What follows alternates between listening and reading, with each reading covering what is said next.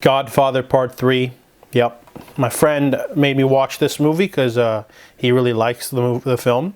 And he says it's not as bad as everyone says, but he's wrong. The Godfather 3 takes place many years later after the events of Godfather Part 2. Michael Corleone is now part of the church, and he's trying to become legitimate. However, his enemies are coming after him, and they pull him back in. He's also got some stuff going on with his nephew and his daughter, which is icky, but overall this movie is very underwhelming, to be honest. First off, it's almost as long as the first Godfather, but the movie just doesn't have the right elements. First off, no Hagen. Michael doesn't act like Michael. He acts like completely different from the first two movies because there's a time gap, so Al Pacino's acting style is different, but he feels softer. You know, the scenes with him and Kay are really off. Didn't like the acting from... I didn't like the Sofia Coppola's performance, obviously, but I didn't like the whole subplot of them and her and the nephew and everything. It felt like shouldn't have been there. It just didn't feel right, you know. Ending's also really cliche.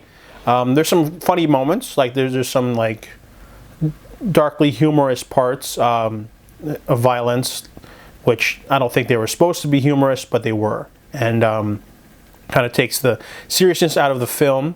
But you know, after doing some digging into the film, I found out all the nasty stuff that happened behind the scenes. For example, Francis Ford Coppola was broke and he made this movie just for the money, but the studios were really rushing him, so he only had 6 weeks to write the script with Mario Puzo. And then he had fighting with Al Pacino because Al Pacino wanted a lot of money, and they're like, no, you can have less, or we'll write you out. They wrote out Hagen because Robert Duvall won an Oscar 7 years prior and he wanted more money, and they offered him $1 million. He said he'd rather have 5 or at least 3, and they're like, no, get out. So he's missing from the movie, and it suffers for that because he doesn't get his complete arc.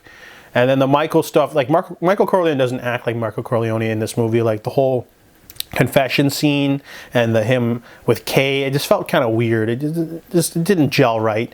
I think the shining star of the movie is though Andy Garcia though as Vincent Corleone. He was pretty good.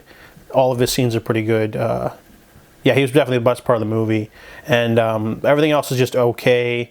The whole plot with the church and everything's kind of weird. They do try to like mimic history, but overall it's a very underwhelming film. Because, you know, they weren't giving it its all, you know, like, if you're going to do it right, you know, and this one definitely feels like a dark stain on the other two, because, like, there was no reason for this one to be inferior to the other two, so I give The Godfather Part 3 a 4 out of 10.